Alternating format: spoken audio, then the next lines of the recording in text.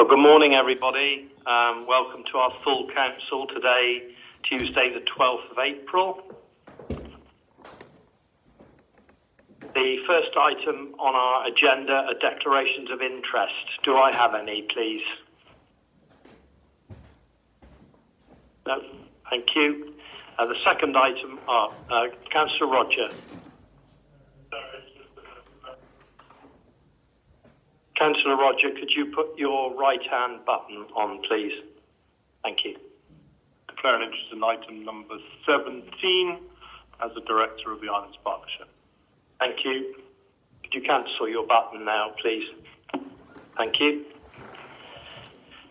Item 2 on our agenda are minutes of our previous meeting. To confirm as correct record the draft minutes of the meeting of the Council of the Isles of Scilly held on the 15th of March.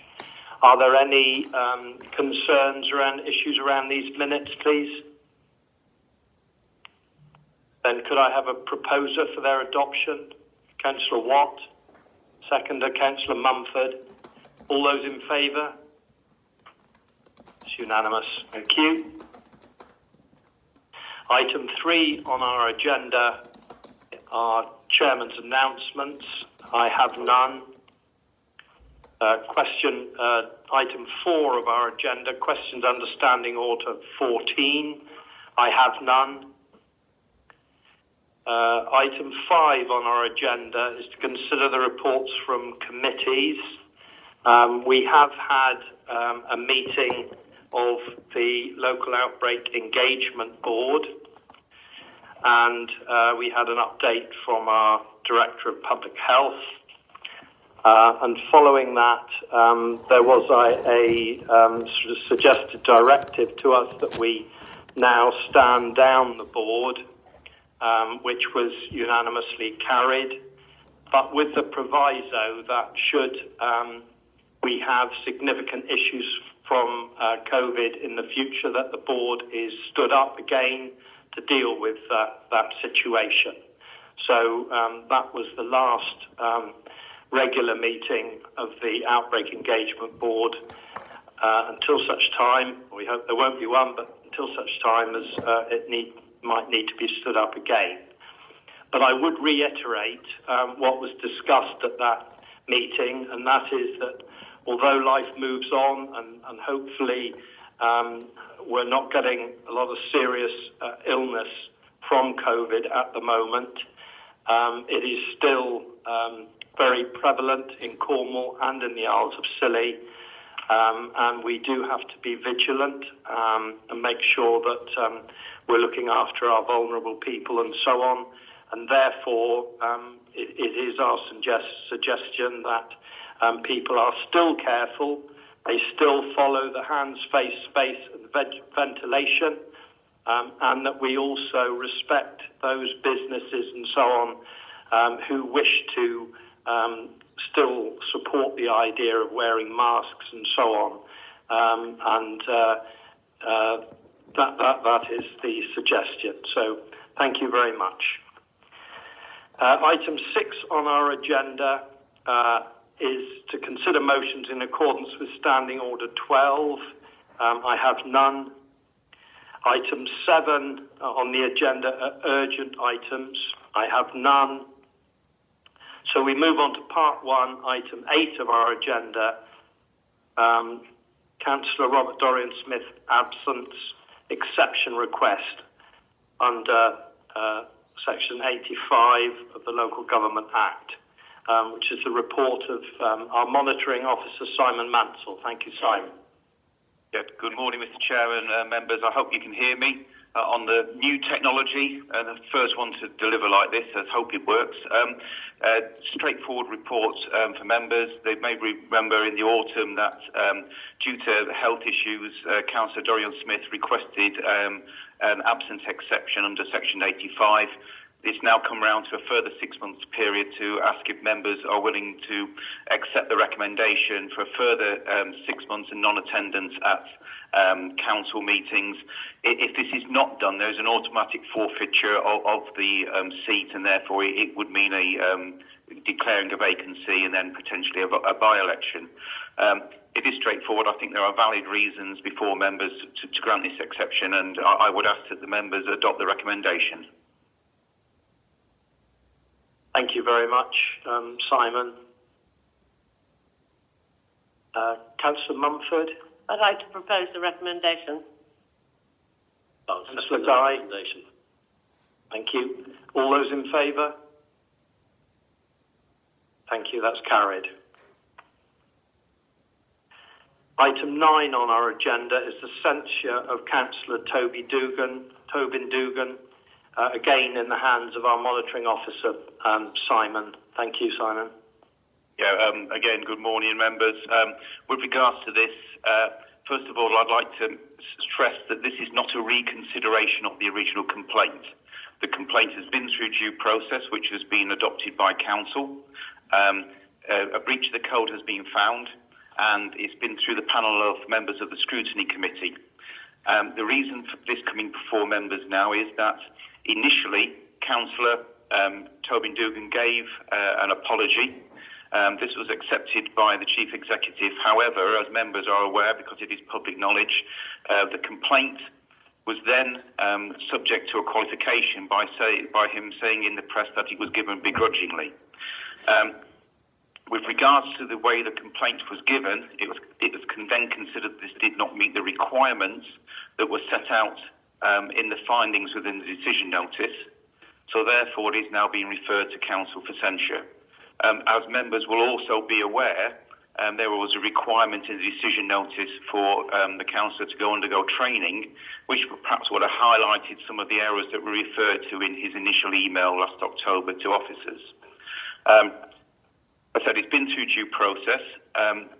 Members are asked if they would consider the censure, and I'd ask if the chairman of the Scrutiny Committee could read out the censure to members, and then I'm happy to take questions on the report and the censure if needs be.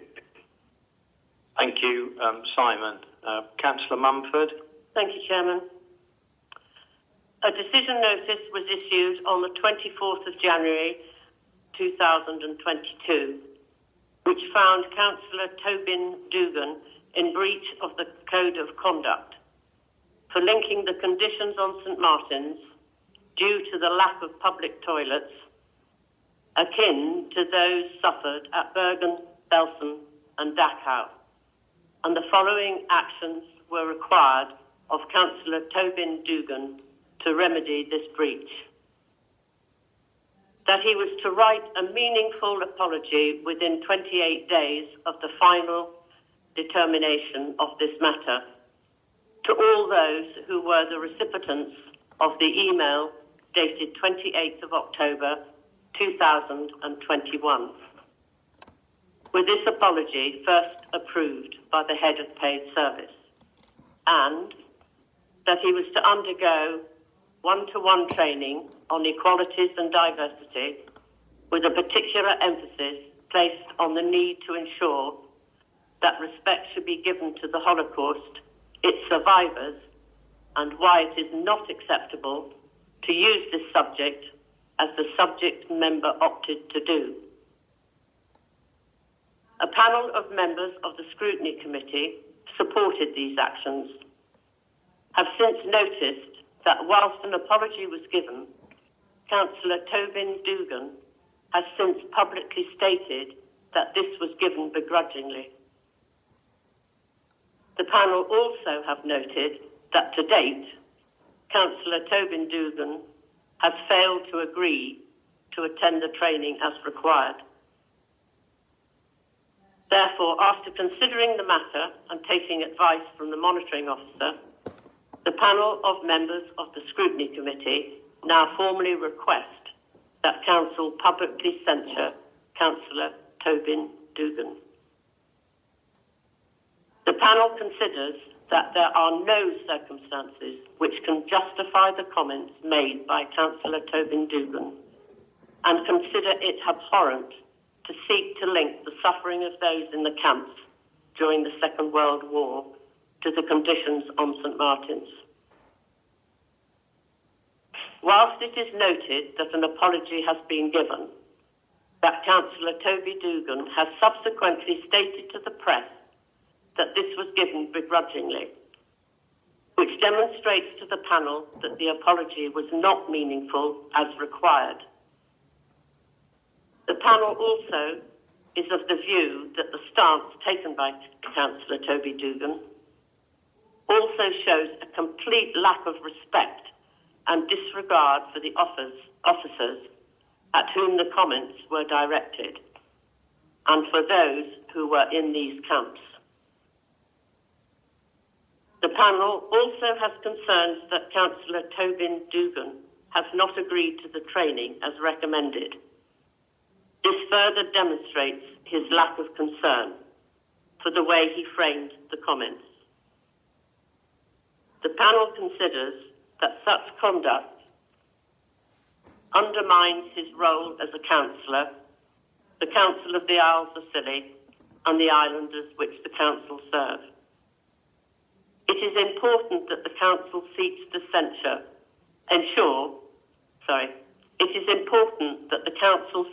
to ensure that high standards of conduct amongst councillors are maintained at all times, and that the recommendation to council is that this public formal censure of Councillor Toby Dugan be endorsed. Thank you, Councillor Mumford. Are there any questions, please, for the monitoring officer?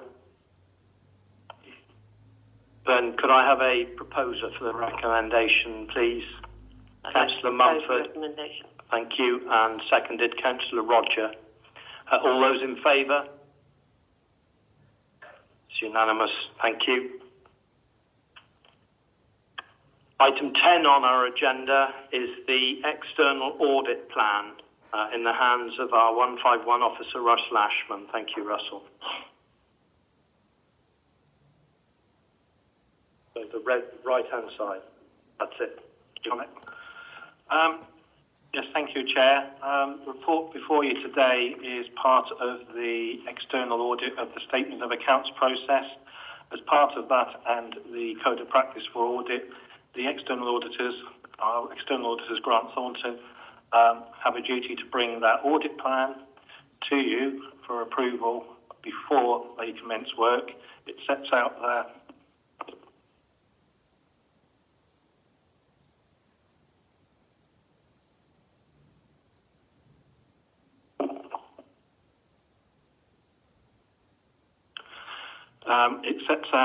their plan, how they're going to carry out the audit.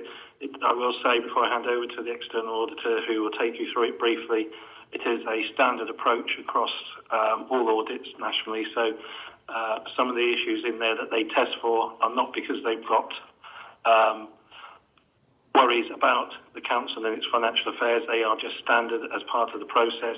We also see it sets out that the proposed fee for the year is going up slightly, and I think that's in line with both inflation and additional work that's now being requested by the government on infrastructure. At that point, I'm going to hand over to our external auditor, David Bray. Welcome, David. Can you hear us?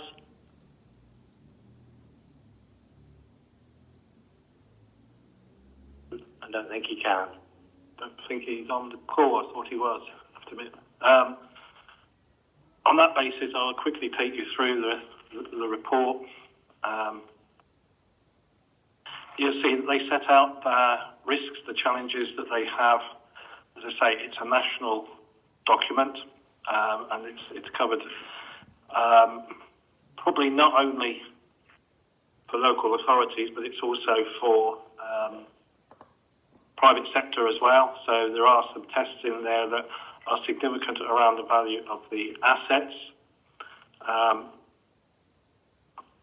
What they do is they test that there are three or four main tests. One of them is that the management override of controls, they test that.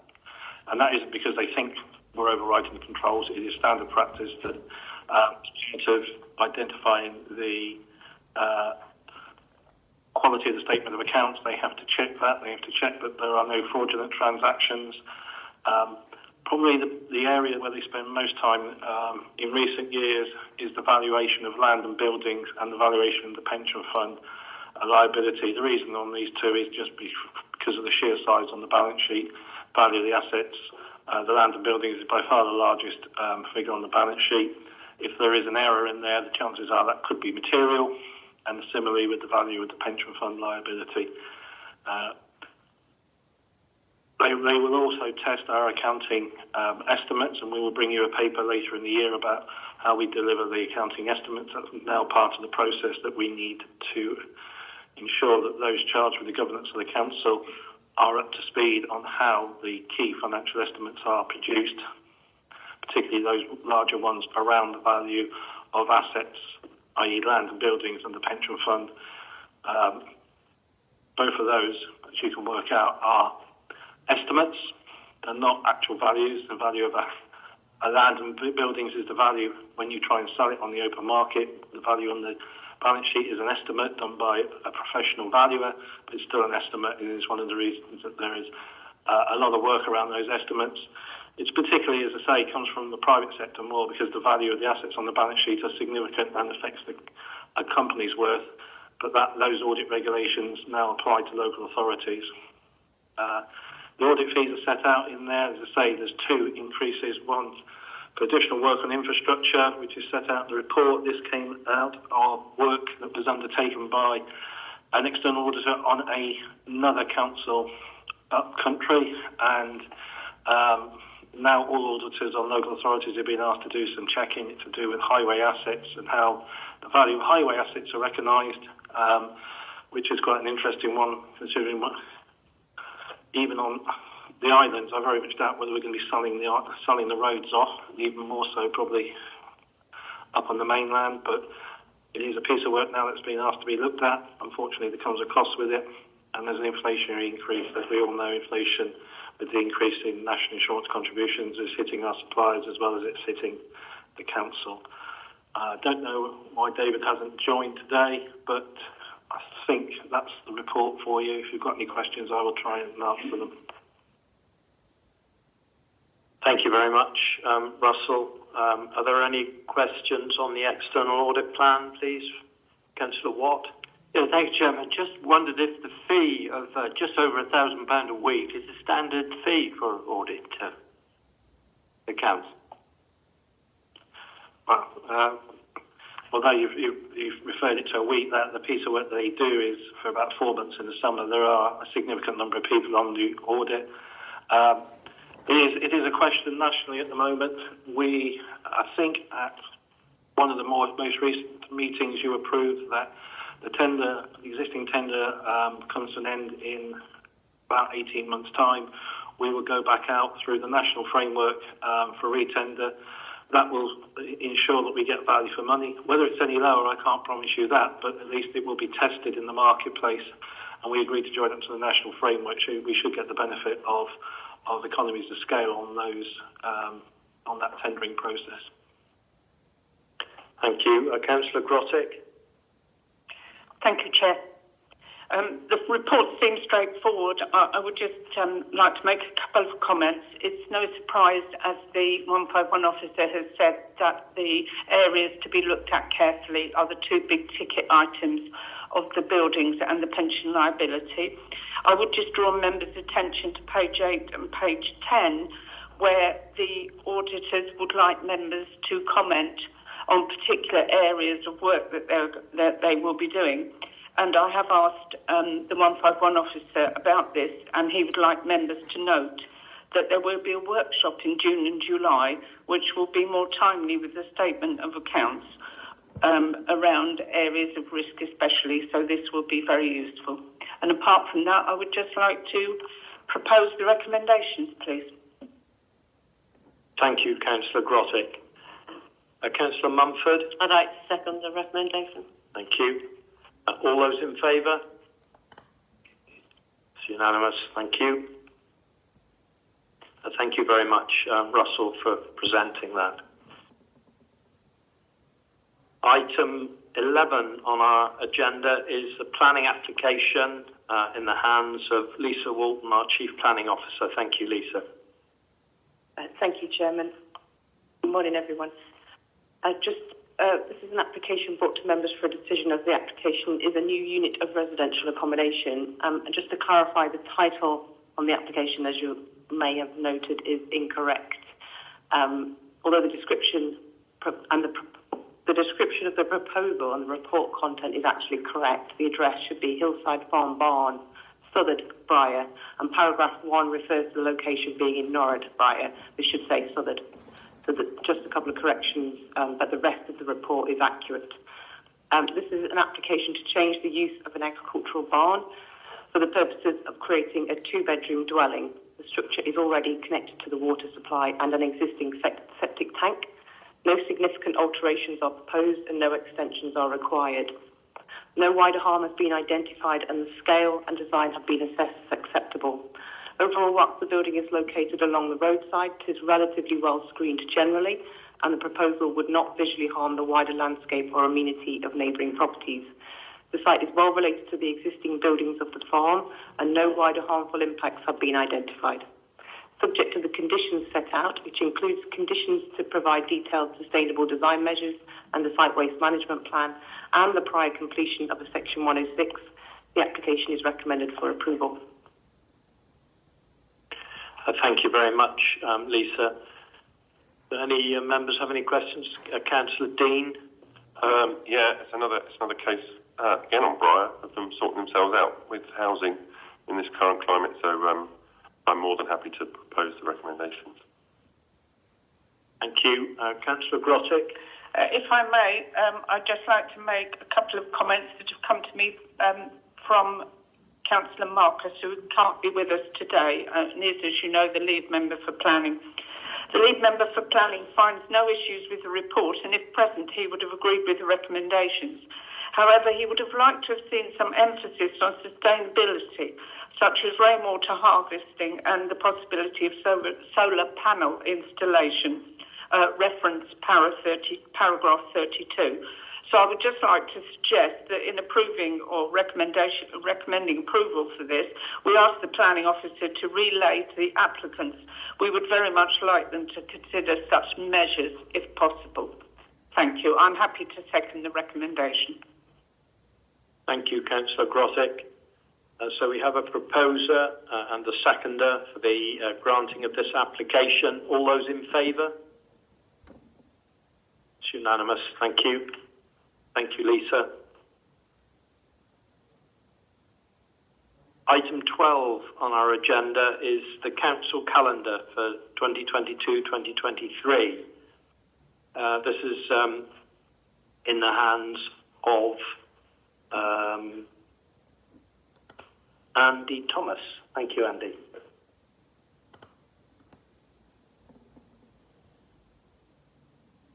Okay, the report's in front of you. Andy hasn't got any further comments. Councillor Mumford, please. I think maybe some dates are wrong here. Where we go to scrutiny committee, we go from 2022 in November, then we go to March 2023, then we go to May. We're going backwards. We go to 2022. If that could just be remedied. And otherwise, I think the others were correct. Thank you. Thank you. Councillor Guy. Thank you, Chairman. Just a point. Traditionally, they were evening meetings. That changed due to the pandemic. A lot of the members are working class, and I'm just going to put out to the floor, would it be possible to change May, June and July to 6 o'clock meetings? I'm not going to make it a proposal yet. I want to see how members feel. Thank you, Councillor Guy. Councillor Sims. I agree with Councillor Thomas, and I think I'm lower middle class, thank you. But, the summer meetings were, in the evening, were very convenient. I wouldn't have stood for council initially if it hadn't been the case. I don't think that they all should be over the course of the season, but I think maybe not May, because it's quite a long meeting sometimes, but certainly June, July, and possibly September, I think we should have it 6 or 6:30 that we used to. And also, I did discuss this with Councillor Muffin, Chair of Scrutiny. All the scrutiny meetings in the summer, and I'm Vice Chair of Scrutiny, totally useless to me. I think we did arrange, we did agree that they should be at 1 o'clock in the afternoon. Did we not have one? Yes, tentatively, yeah. I think that's... I mean, certainly if it's out, that's all right with Chair of Scrutiny. I would propose that those dates are changed, but I agree with Councillor Guy regarding the summer meetings. But I'll leave it open to discussion a minute. Okay, thank you. Councillor Roger. Yeah, I would support Councillor Guy as well. Thank you. Councillor Mumford, you've still got your light on, please. Thank you. Councillor Dean. Yeah, I agree with Councillor Guy. Have some evening meetings would be good through the summer. Okay, thank you. Any other comments, please? So, Councillor Guy, would you like to make a... Yeah, can I recommend then, please? I know it's early, but I'd like to go May, June and July, because September the nights draw in. That's okay. Okay. You have a proposer for that? I would second that. Councillor Sims seconding. I hope we can resolve the scrutiny ones with that proposal. Thank you. Yeah. All those in favour of the amendment, please, for evening meetings in May, June and July. That's carried. Thank you very much. So, for the whole councillor calendar, could I have a proposer, please? Councillor Sims and a seconder, Councillor Grottick. All those in favour? Thank you, that's carried. Thank you, Andy.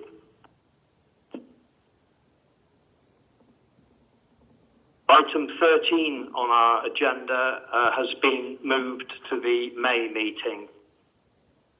Item 14 on our agenda is the Levelling Up Fund bid, submission of a full business case in the hands of our Chief Executive. Thank you, Paul. Thank you, Chairman. Morning, members. Can I start by introducing Paul Hamill, who some members may not have seen before? Paul is working with us on the Levelling Up bid. Paul comes with a great wealth of experience, both in terms of project management, but also working with HM government on a whole range of major projects. And of course, as this project begins to gather pace, we've needed an awful lot of expertise. Members will also recall that with the submission came funding. So in terms of the costs of us preparing this bid and the ongoing work, this is still being funded by the government, not directly by the council. I'll introduce Paul. I'll let Paul later sort of build on what I say. So obviously this is another big moment and a big decision for the council, which leads on, if you recall, members, and forgive me for going backwards, June last year, when at Pace we were invited to put in a Levelling Up submission as a priority one area in the country for a Levelling Up bid. We pulled together partners and worked at Pace and managed to hit the deadline in order to get that bid in for nearly £50 million, which was the maximum to government. And if you recall, the only people who could bid was the council. So the bid could not come from another part of the private sector, for example, in order to access the money. After the bid went in, we continued to do some lobbying during the summer, as you'll recall, and held expos in this very building, etc., about seats and layout, etc., to keep the momentum going.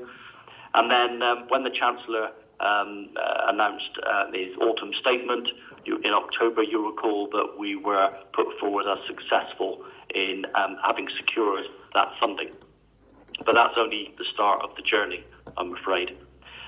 Since that time, the project was handed over from the Department of Levelling Up, to whom we bid, to the Department of Transport, who are in the lead for any project from Levelling Up, which is over £20 million, up to £50 million maximum.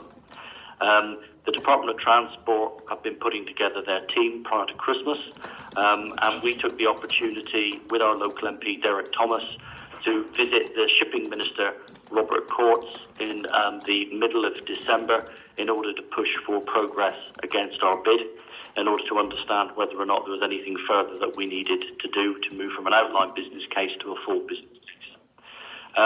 We were promised at that meeting that the commentary that we received from the Department of Transport would be with us by the 2nd of January. That commentary was received, although was rather light. I did check whether or not that was it at the time and was told it was. And therefore, we've been working to answer all of those questions, both Paul and the team, in terms of making sure that what's before you today are answering the questions that were given to us by the Department of Transport in January.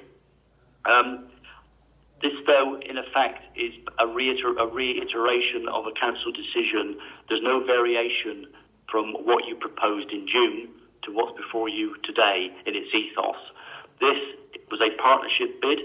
It was done at pace, and it tried to minimise the risk to the council by, in effect, flowing the grant from the government via the council to the operators, and the operators being the Steamship Group, the Duchy of Cornwall, and Tresco Estates for harbour improvements. The reason we did that was to minimise risk in terms of any cost overruns to the council, so that those operators would be responsible for any risk. Alongside it, though, is a very clear requirement that we would be putting in place a very detailed contract on such things as service levels, customer experience, environmental standards, apprenticeships, you name it, all those things members will recall. In effect, there will be a legal agreement, a contract between us, which would be subject to an annual review, should we be successful, that members can be assured that we have, in effect, control or a modicum of control over that service through a contract. There have also been questions about what happens if the Steamship Group fell on hard times. The boats themselves would be tied to this route specifically. It would not be possible for those boats to be used anywhere else, and if the company fails, they revert to public ownership in order that they can be used for another operator. This, however, though, and I have heard, unfortunately, that there have been some rumours on the island that the council's position is that we wish to procure the vessels ourselves and we wish to go out to tender for an operator.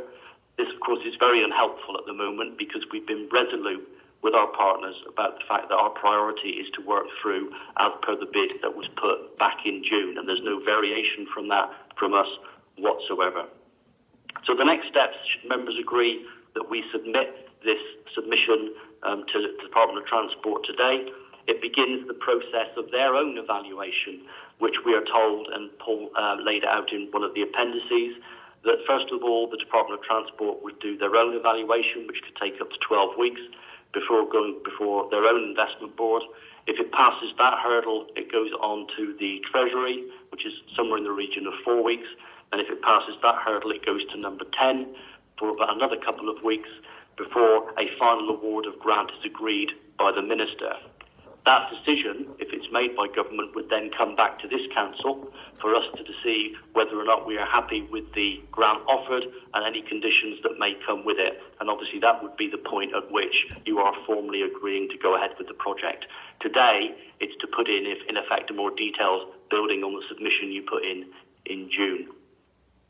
We've also had meetings in the last couple of months with the National Shipbuilding Office, the Department of Transport, the Department of Levelling Up, and various lawyers from both government and from ourselves in order to make sure that what we're proposing is legal in terms of the new regulations that are coming along in terms of public procurement, and we believe they still are. So, members, before you today is that submission. It's exactly the same premise as you agreed in June, with some more detail laid out in the confidential appendices, which relate to the finances and risk, etc., and legal advice, which has all gone to the Department of Transport. But in terms of today, it's for you to approve that we, in effect, resubmit a more detailed version of what we submitted in June to commence the detailed evaluation by UK government. Thank you, Chairman. I don't know whether Paul wishes to add anything to that. Thank you, Paul. Paul, do you wish to say anything? No, that was very good summary. Okay, thank you. Councillor Bedford. Thank you, Paul. That's really helpful. As you know, in my email to members, I was concerned about the fact of a service obligation contract, and I know you have referred to that. And my other thing that you have reassured me about the ships, if the steamship company comes into trouble, will that be an asset lock? Will that be locked in with an asset lock as part of the obligation contract? Yes, indeed, Councillor Bedford. In terms of what we need to do with the Department of Transport next, should we be successful, is work on that detailed contract. And that contract, obviously, members will be very interested in to make sure that, in effect, we're protecting as much of the assets for the community, but also the service level for the future generations of this community as well. So in terms of the contract, it would be a contract with teeth.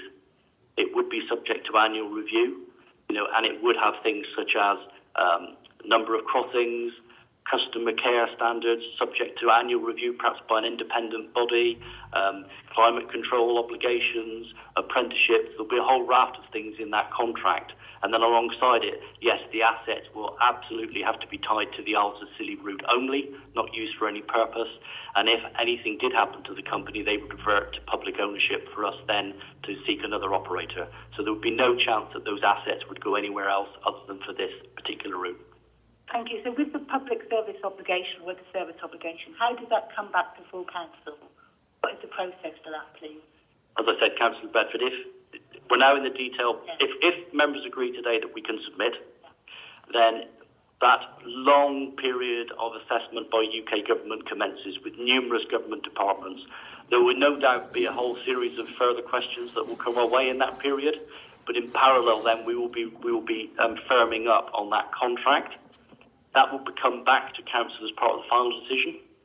So I don't know, but it may well be that there are further conditions that the government may put on in terms of that detailed analysis. All of that will need to come back to council, the offer of the money, any conditions that we have to sign up to, and the contract alongside it all. And all of that will need to come back to council before, in effect, we can start the process of building the ships. Thank you. Thank you, Councillor Bedford. Councillor Mumford, please.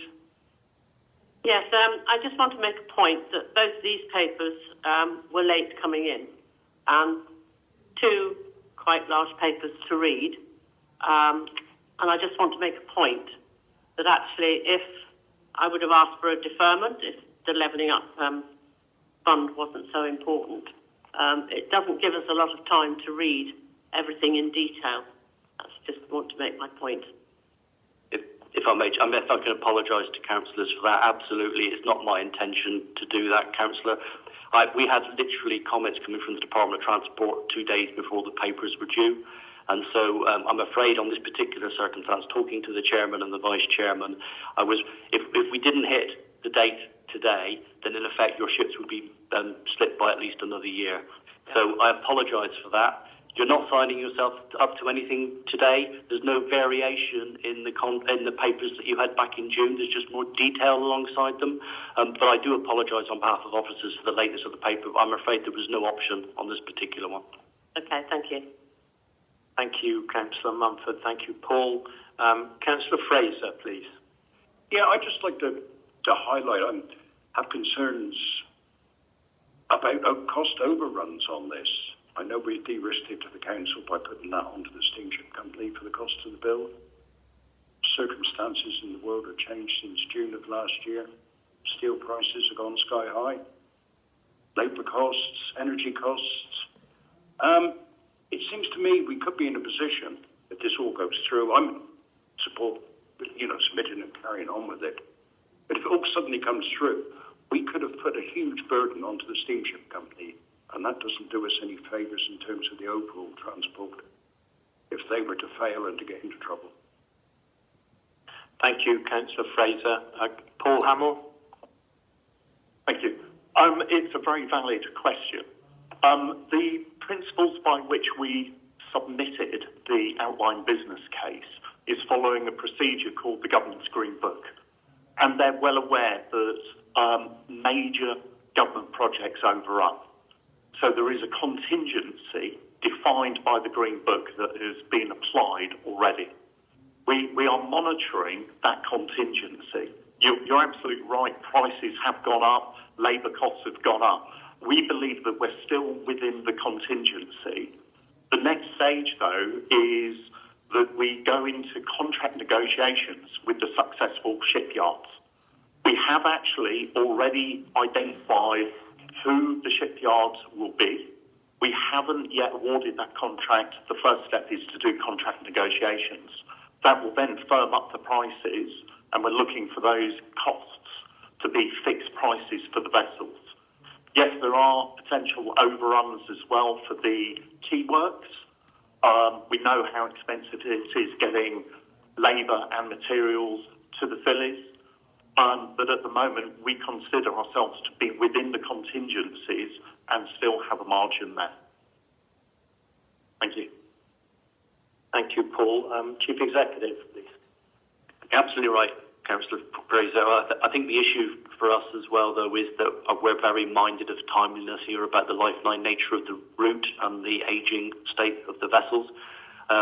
In terms of our original submission, I think it was before you joined us perhaps, but in June of last year, when we did the original submission, we were hoping the boats would come into service in 2024.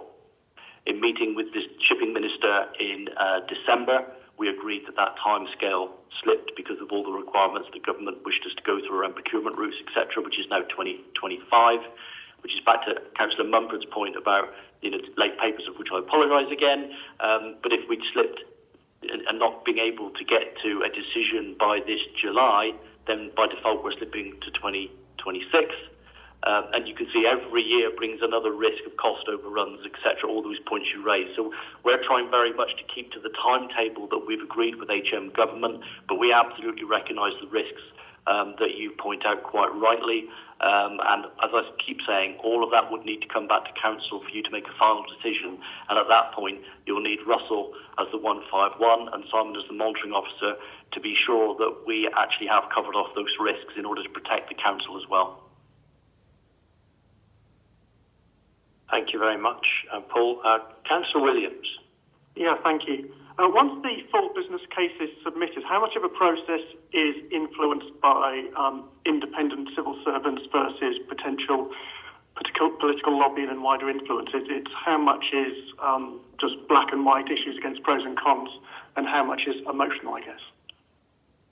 Thank you, Councillor Williams. Chief Executive. I think both sides are particularly relevant in this case. This is, in the words of the Department of Transport, Councillor, this is seen as a unique bid, which means probably it's a bit wacky. This actually doesn't fit very clearly within any particular government department, which is why we've had these cross-departmental government meetings with the National Shipping Office.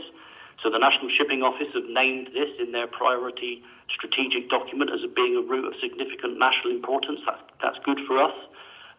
We've got the Department of Transport that are obviously trying to follow Department of Transport rules, and we've got the Department of Levelling Up, who are more used to sort of European funding type grant giving. So there's that slight sort of civil servant expertise, and we're trying to get them all together to say they need to help us get this bid through. It is unique, but it needs a bit of flexibility on all sides. That's why as civil servants, and we're very grateful to them, we're having these cross-departmental meetings, and I think there's another one planned in a couple of weeks' time, Paul, where we'll be keeping the civil servants on our side as best we can. But in parallel, we've asked our local MP, Derek Thomas, to set up another meeting with the Shipping Minister, and perhaps even with Michael Gove from the Department of Levelling Up, to try and get ministerial pressure as well, because it's a very tight timetable, and it may well be that we need the Treasury or Number 10 to expedite their decisions outside of due process in order that we can get a decision by early July. So I think, to answer your question, it's both officer and political in parallel. Thank you. Councillor Sims. I'm aware to an extent how these negotiations are going, and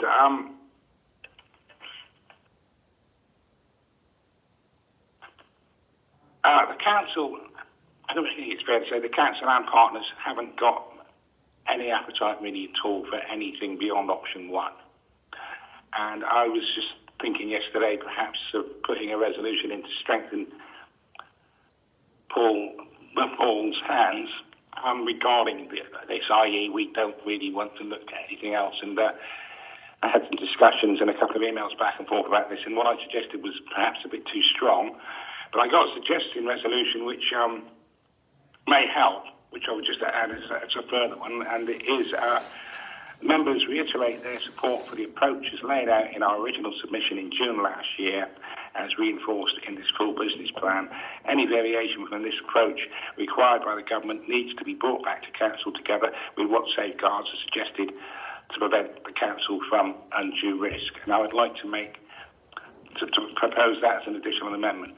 It's certainly not as strong as what I initially suggested, and I'm not altogether sure I fully understand it, but I would like to propose it as an additional recommendation. Thank you, Councillor Sims. We'll deal with that amendment in a moment. Councillor Grottick, please.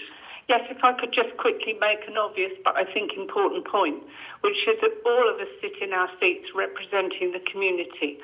And I would just like to emphasise that due to the fragility of the service, there is an incredible amount of concern and worry in the community about the future of our Lifeline service. I'd like to commend everyone who's working on this project for their hard work, to thank central government for saying that they will effectively give us the money, and wish the project every success. But I would just like to stress that there is, as I've just said, considerable concern in the community about the fragility of the service and the absolute necessity that we move forward with this project. Thank you. Thank you, Councillor Grottick. Councillor Bedford. Thank you. Just Councillor Sims, could you just clarify, you said option 1. I actually thought it was option 6. Just that we only got option 1. If I may clarify, I think there's a number of things in the paper. So I think in the detailed papers later, there are 6 options in terms of the legal ways that you could do this, from option 1 to option 6. And our preferred option is option 6, as you say. But in terms of the front part of the report, it talks about, in effect, okay, so if you take option 6 forward, in effect there are 3 options, which is, number 1, you do what we said we were going to do, which is in effect grant aid, the operators and in effect the harbours, etc., with all the caveats and the contract and everything else. That's what we said in June. That's still our preferred option, option number 1. Option number 2 is we go out to tender for the operator and for new ships, which nobody, I believe, has got the appetite for at all. All of our partners or our monitoring officer or members, which is why I referred to it earlier in my introduction. And the third option, which nobody wants, is if this becomes too difficult, then in effect we aren't able to proceed with the project, and therefore this becomes an issue for the government to pick up. Thank you. Slightly confused. Sorry, Steve. Options. So as I've forgotten about the first 6 really when I did this yesterday, because they don't get much discussion anymore. Maybe we should have options 1 to 6A and options 1 to 3B or something. No, please don't. My brain hurts. Thank you. So I need to get this clear, though, Councillor Sims. Are we going for the options in the paper, or are you proposing an amendment? Well, I'm proposing the amendment, but I don't mention any options in the recommendation, so it should be fine. There's no mention of options in the recommendation I've made. Right. Okay. So we have a proposer for Councillor Sims's amendment. Is there a seconder for that, please? Councillor Mumford. Those in favour of the amendment? That's carried. Thank you very much. So with that amendment, you've got 3 other recommendations, or 2 other recommendations. So could I have a proposer for them, please? Councillor Sims? Yeah, I'm happy to propose. I've emailed the recommendation to Andy as well. Thank you. Councillor Sims proposing. Councillor Mumford seconding. Thank you. All those in favour? That's carried. Thank you. Thank you very much, Paul Masters and Paul Hamill, for your input. Item 15 on our agenda is the Museum and Cultural Centre project governance and funding. Chairman, if I may just interrupt, I declare an interest at the beginning of the meeting on item 17. I should include this item in on that interest. Thank you. Thank you. So this is in the hands of Nicola Stinson, our Director. Thank you. Thank you, Chairman. This is one of 2 papers today around the Museum and Cultural Centre. The first paper focuses on project governance and future funding, capital funding. So since 2020, we've been working in partnerships to find a new home for the museum and offer new community facilities for the islanders. Informal partnership meetings were held between the Islands Partnership, the Museum Association and the Council, and that partnership secured a revenue funding package to progress the project through to what's known as RIBA Stage 3, an outline business case, which will be completed in June and by the end of June this year. To formalise that relationship and to coordinate the tasks and activities of the partners, informal meetings started back last year and have evolved now into a formal project board, which met for the first time in February. This paper seeks to formalise both the Memorandum of Understanding between the founding partners and the founding partners of the Council of the Isles of Scilly and the Isles of Scilly Museum Association, because both those two parties with a legal interest in the matter, and to adopt a terms of reference for the wider board, which includes the Islands Partnership and consultants that sit there to advise on the tasks in hand. Both documents are live in that they will continue to evolve as the project progresses. So if you think about a project in 3 stages, we're at a concept stage at the moment. That's developing the ideas, getting people's impact, very much working in partnership to progress a project that's informed by those end users. The next stage comes once we have the capital funding in place, which is called the development stage, where we'll be actually doing the capital development works, the works on the site, and at that stage the council will indeed be the lead authority. The last stage will be when it becomes operational. We implement the new building and the new entity manages that facility, hopefully on our behalf. So there are various stages, and at this stage it's important to recognise that at this concept stage, partnership working is really fundamental to the success of the project, so that everybody has their say and informs and shapes the ideas as we move forward. The board requires 2 voting members from the council to be nominated onto that board, so that decisions in relation to the tasks assigned to that board can be done. So let's give an example. So they're agreeing what the who to appoint to do the funding strategy, how to implement the implementation of the museum exhibits, how they're explored within the building itself. The main decisions will, of course, still come to council. Consultation is ongoing as well in terms of our to inform the physical infrastructure of the building and the activity programme. There's plans in the town hall, but I've brought the model over that we've had done. So the school kids had a great day exploring that model of the new facility. It really brings to life the plans so that people can interpret what the ideas are so far and give an informed input into how they want to see the building used and whether they actually work in practical terms. So we've done the revenue work, that's nearly finished, and that came a range of sources, and it was all about partnership. The next stage is about assembling the capital funding package, and we'll be responsible for doing that as the lead body. Bids have already been submitted with your authority to the Arts Council and the National Lottery's expression of interest, and we're now preparing our round 1 application for National Lottery. We now need to formalise the Council's contribution to that process, and that will strengthen the bids that are going forward. And in March, Levelling Up Fund Round 2 was announced, and we'll have an opportunity to put a funding bid into that round, and then potentially a Shared Prosperity Fund bid in the autumn as well. As a whole package, we'll have sufficient funding to take the project forward. We'd hope to have that in place within the next 12 months. So I want to just hand over to Russell now, because a lot of it, this paper also relates to how we are going to contribute towards that project in both monetary terms, but also in terms of the contribution of the town hall as an asset into the project. If that's okay, Russell, can I pass over to you? Yes, thank you.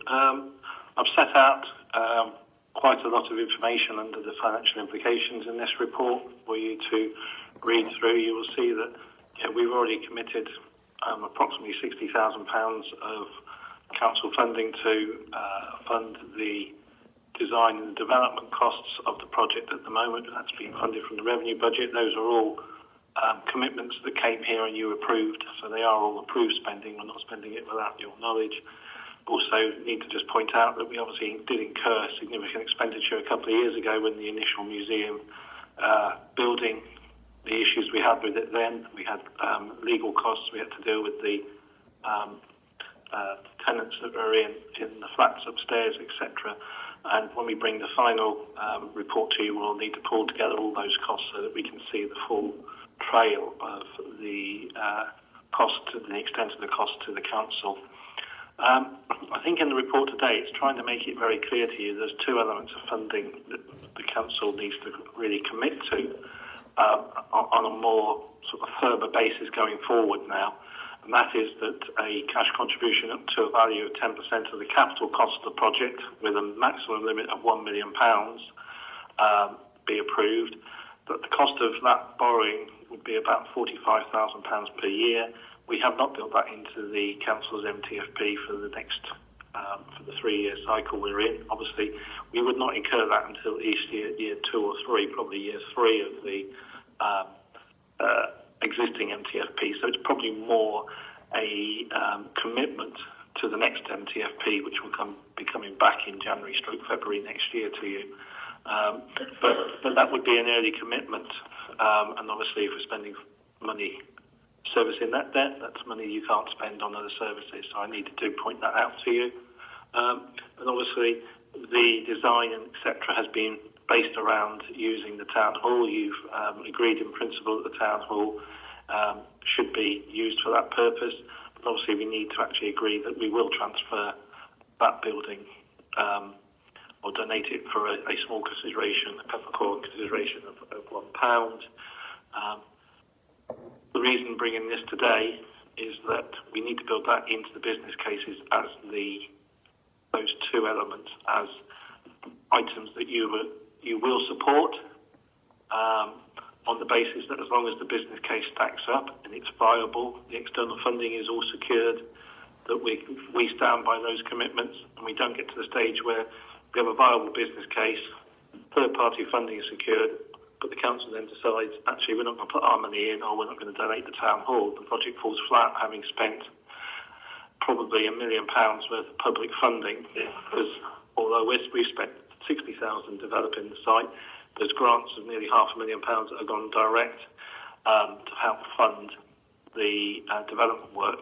If we spent a considerable amount of public money, maybe not money coming from the council, but public money on developing this proposal right up to that point, and then we decide the council does not want to commit itself to it, I think we have a problem that we need to be saying that sooner rather than later, because we have a duty not to waste public money full stop.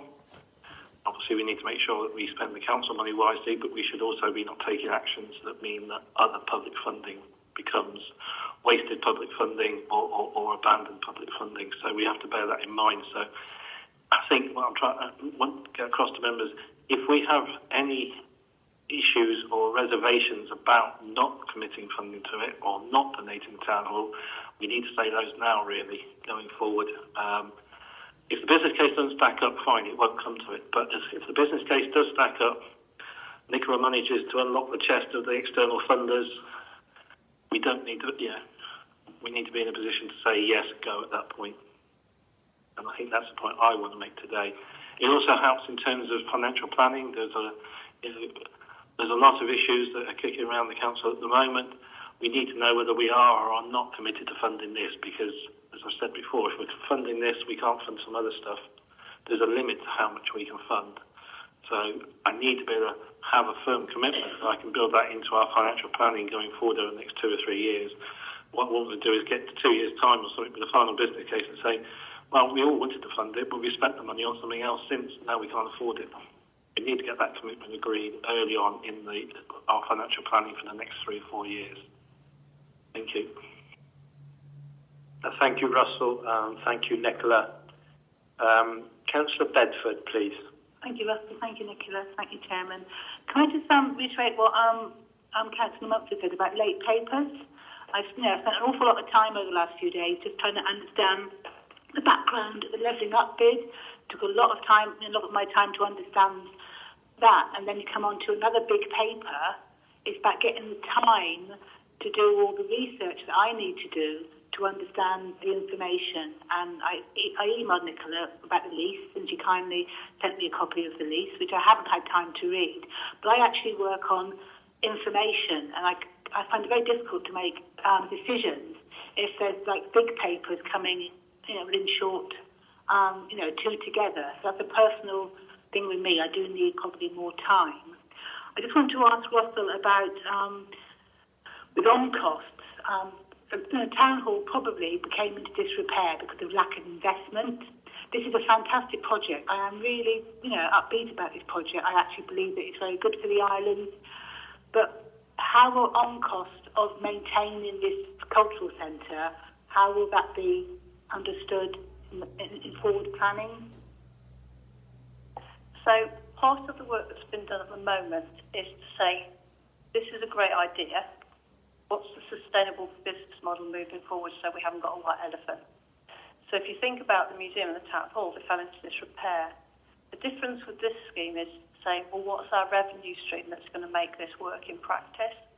So one of the key elements in the model there is the need to create an opportunity for a good revenue income to cover the ongoing costs and ongoing repair costs, as well as day-to-day operational matters.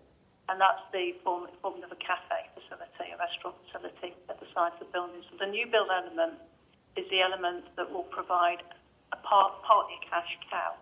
That's not to say it won't be difficult, and we will need, and our discussions with the Arts Council have been the need to have ongoing support in the first few years of the project to make sure that those revenue costs are met as the audience numbers increase and as ticket prices are brought into the equation. So the work that the consultants do at the moment are absolutely this. They've worked on other projects around the country and so the Arts Council and National Lottery to say, how does this stack up? But they won't want to fund it if our business case moving forward doesn't stack up, because they need to know we've got a sustainable business case. Now, the initial work that's been done says, yes, there is a business case that works here. We need to do more work to make sure that's accurate.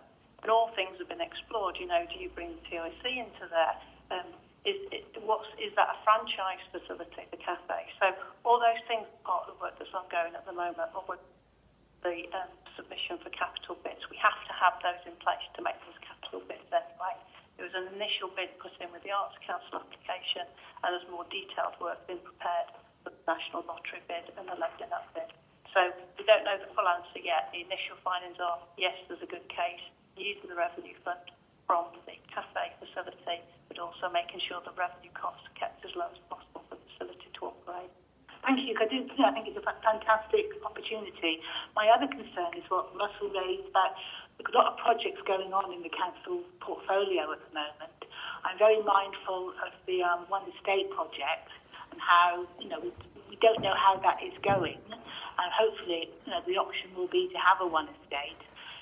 If it isn't, that will be another demand on the council's resources to try and ensure that our health, our care sector, our social care sector is supported well, especially with the infrastructure. Thank you, Councillor Bedford. Russell? Yeah, just come back on that. Yeah, we do need bringing it to today to get that commitment. Yes, but at least if we get the commitment here, then we can see how the house project then plays out. We know what our commitment is here. That then helps me then work out if we have how do we deal with, from a financial perspective, that integration, that health project, because I know got this one agreed, this is the direction that you want to go. When they've got the two that are competing at the time, very hard to give a commitment to one or the other. And I think the issue I've got is that there's a significant amount of public funding being expended on this project, which, if that has to be written off, so as to speak, although it's not an impact on the council, the council's probably not acted well in terms of that. I also think that, without going into the detail, and we could have those discussions another time, maybe this project is an opportunity to the other project you discussed as well. Thank you, Russell. Councillor Mumford, please. Thank you, Chairman. We identified the Town Hall as our preferred option in July 21, subject to a detailed plan. And 7 months down the line, we haven't actually voted on whether we believe the Town Hall is going to be our option. It's Is that what we want to do? Russell applied this, didn't you, just now? So is that going to be in the recommendations here? I think that's why it's set out like it is today. I wanted to try and bring it. There is, you have seen reports in the past. You can read those reports that you have given that your approval that is in principle the way you want to go. I think what you just said is what I've heard, so I wanted to bring it back today and make it crystal clear that that is what you're agreeing to, because there is just some uncertainty over whether those previous papers actually say that or not. So let's make it clear. That's my view. Thank you. Thank you. Councillor Dean. Yeah, thanks, Chairman. I'm on the project board, chair of the project board, so obviously I'm fully in support of the project. I think a couple of points I want to make. One is that the funding streams are available now. There are some schemes that are available now, and we're working very hard to secure them. If we delay the project, those funding streams may not be there. So we're in a golden place at the moment to secure the funding and progress the project. The other point I'd like to make about the project is that kind of regardless of any legal or financial obligations we may have to the Museum Association, we also have a huge moral obligation to the Museum Association and the community to provide a centre where performances can be made, where we can display our museum, etc., etc. So, as I say, apart from any kind of legal or financial obligations, this is a very moral project, I believe. So I'm fully in support of it. Thank you, Councillor Dean. Councillor Roger. Yeah, two quick questions. Russell, the end asset ownership throws us down the line a few years, and this wonderful facility is built, failed to operate it correctly. The operators failed to operate it correctly, and it fails from a business case point of view. The end asset of that facility reverts to council. So that's part of the target operation model. The contractual arrangements that need to be put in place is what happens if. Don't know, we're at concept stage further down the line, but those are in our mind at the moment is the what happens if. Exactly the same as the Vessel project. You've got to think about all the different scenarios as we go through it. We won't have all the answers yet. We have the questions, and I think that's the important thing, is to collate those issues and concerns and make sure that at some point the business case is approved before all the grants go into the development phase, that we've got as many answers as possible to make as much certainty as possible as we go forward. But it's all about managing those risks and about understanding what our fallback position will be. I think when we come to think about the entity that runs the project and the fallback positions, what role does the council play at that stage will be in a discussion further down the line. So following on from that, I think this is a vital project for both the community and the visitor economy as well. But it will only be as good and successful if it is successfully run as a profitable business going forward. And we have poor history on that with grant-funded projects on these islands. And we don't want this to be another one. So my urges to the project board is to put that right at the top of their agenda, is the commercial viability going forward, which I think will need wide and detailed consultation. Can I just butt in? Yeah, absolutely. And that is top of the agenda. Thank you. Councillor Grotting, please, next. Thank you. Thank you, Chair. Councillor Rogers just taken the words out of my mouth. I was just going to... No, I was grateful. Thank you. You pointed out very correctly that the business case will be absolutely pivotal, that the capital funding that we hopefully might get, firstly the 151 officer and other officers will carefully look at that. We certainly hope that we will be in receipt of that capital funding, and then obviously it will be absolutely pivotal that there is a sustainable business case going forward to run the facility when we've actually refurbished the building, which will obviously be very positive, as Councillor Dean has said, for the whole of the islands and the community. So Thank you. I would also like to say that there are some governance issues that members have discussed with me, and I have discussed with the monitoring officer. And when the time comes, I would like to make some amendments to both recommendation 1 and recommendation 2. Thank you. Thank you. Councillor Sims. Thank you. I think the background to this is that we have, we have outstanding liabilities. Obviously, we've got the issue with the museum. They need to be sorted out. We also got the town hall, which is absolutely needs to be sorted out. And I think that what this project does is turns those two quite big liabilities into a potentially extraordinarily useful asset. So I'm very supportive of the project. What I specifically want to talk about was recommendation 4, that members nominate 2 elected members. At the moment, we have, pardon me, I'm still recovering. We have 3 members on the board. We have myself, Councillor Dean, and Councillor Grottick, and I think we actually should continue with that. But I would amend recommendation 4 that the members nominate 3 elected members, and those members are lead member for corporate properties, lead member for finance, and lead member for transport economy, just so we don't have to go through and do it again in May.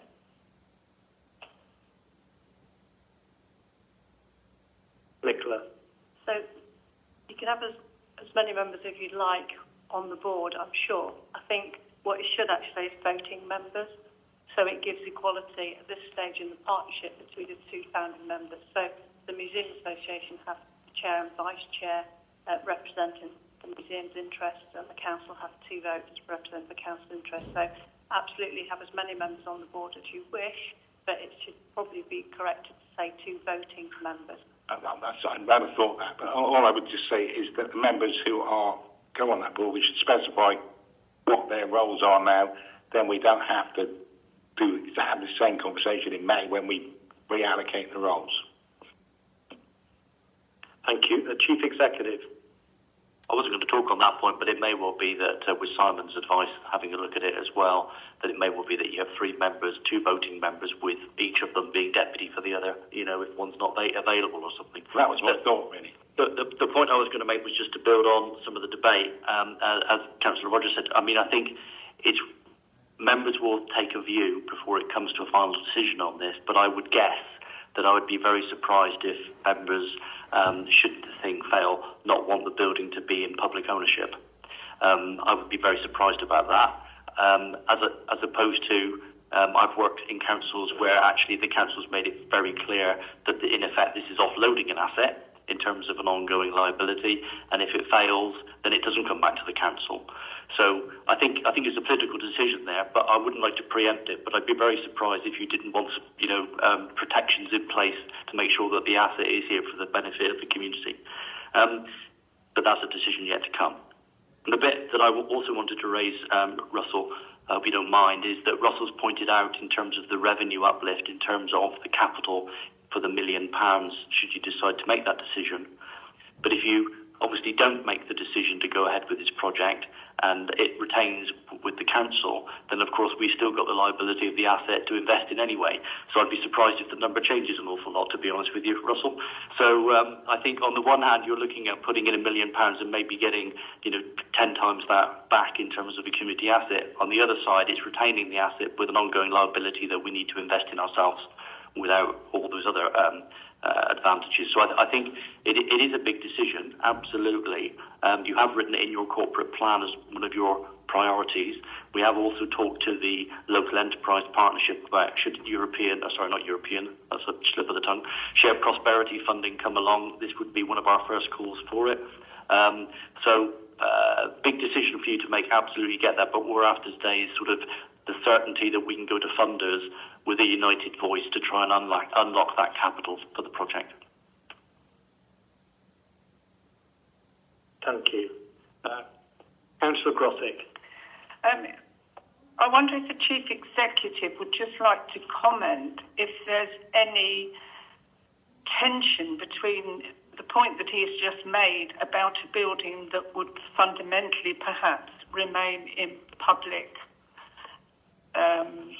ownership and the comment in the recommendation on page 58, where following the completion of the capital works, the town hall will be donated or transferred to the legal entity established to operate the new facility.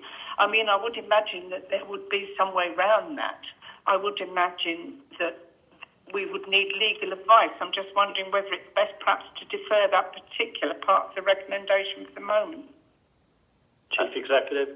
I don't think so, Councillor Grottick. I think in terms of this is not unusual, and Russell, please come in if I'm wrong on this point. What I was saying to Councillor Roger is that in terms of protecting the asset, it may well be that you, in effect, gift the asset to an entity to run it for a period to be defined. That could be 50 years, it could be 99 years, it could be 200 years, with the caveat that should that partnership fail or that entity fail, then the building reverts to the ownership of the council. So it's not necessarily transferring the freehold in, but it is the assurance that we will be transferring the asset to an entity for it to manage and control, if that helps. Thank you, that's very helpful, and I think then that's fine. Thank you. Thank you very much. So, Councillor Grottick, you've got some amendments to put forward to items 1 and 2. Can we take those amendments first, please? Thank you. If I could just briefly explain. Members have received, it's a very fast-moving scenario, and members have received a complex report at short notice, as Councillor Bedford has noted. The details in the report detail the welcome progress with regard to the plans for a new museum and cultural centre. And the Memorandum of Understanding and the Project Board establishment are both important areas in that progression. The Project Board, when it was previously a steering group and now the Project Board, is indeed an important working forum. Nevertheless, several colleagues have raised questions around the status of that Project Board and some decision-making and governance protocols. Of course, as it has been explained this morning, all key decisions will come to full council. But in deciding how to go forward, I've sought advice from our monitoring officer, and he has suggested that some further work and clarification would be beneficial. So I'd like to make some changes to the recommendations. Alternatively, with these governance queries, colleagues could have deferred decisions, which was another suggestion of the monitoring officer. But I thought that it would be better that we could suggest that the monitoring officer carried on with some further work. So my recommendations would be that Recommendation 1 is amended to that members agree in principle to support the Memorandum of Understanding between the Council of the Isles of Scilly and the Museum Association, subject to a further review by the monitoring officer and incorporating any changes he recommends.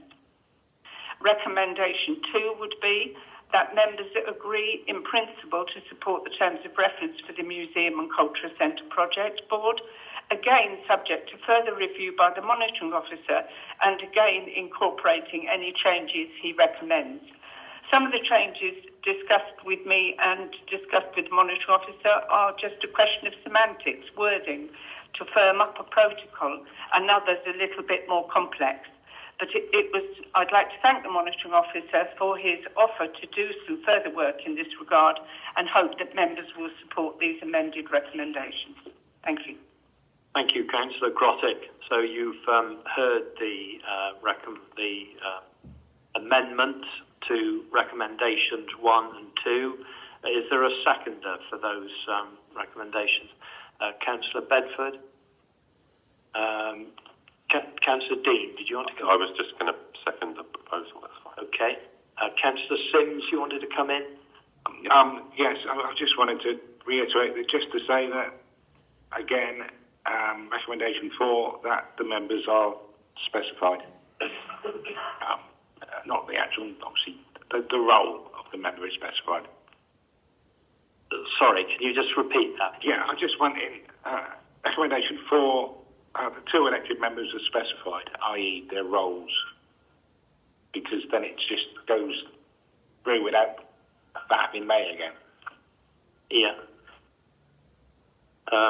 Chief Executive, I think, I don't know all the strange noises. If I think I may help, I think, Councillor Sims, tell me if I got this wrong, I think what you were proposing that it should read that there are 3 elected members on the board, with 2 of them taking the position of voting members. Yes, and the 3 members should be finance, tourism and corporate property. Is that okay? That makes sense, I'm sorry, yeah. Yeah, thank you. So I'd like to take those 2 amendments, the amendments to recommendation 1, the amendment recommendation 2, and the amendment to recommendation 4 all together, please. So, Councillor Bedford, are you still happy to support that? Thank you. Yeah, so could we please vote on that amendment? All those in favour? Thank you, that's unanimous. And so could we take all the 7 recommendations now, please? Could I have a proposer for all Councillor Dean and a seconder? Councillor Sims, all those in favour? It's unanimous. Thank you very much indeed. And thank you, Nicola, for all your work on this, and Russell for your input. And Councillor Dean, who's been pivotal in this. Thank you very much. So, those are all our items under Part 1 of our agenda. Part 2 reports are for information only. So that is the end of that section of this meeting. Item 16 is the exclusion of the public, that under Section 100A(4) of the Local Government Act 1972, the public be excluded from the meeting for the following item of business on the grounds that it involves the likely disclosure of exempt information as defined in paragraph 3 of Part 1 of Schedule 12A of that Act as amended, being information about the business affairs of particular persons. Could I have a proposer, please, for that item? Councillor Grottick proposing and Councillor Roger seconding. All those in favour, please? That's unanimous. Thank you very much.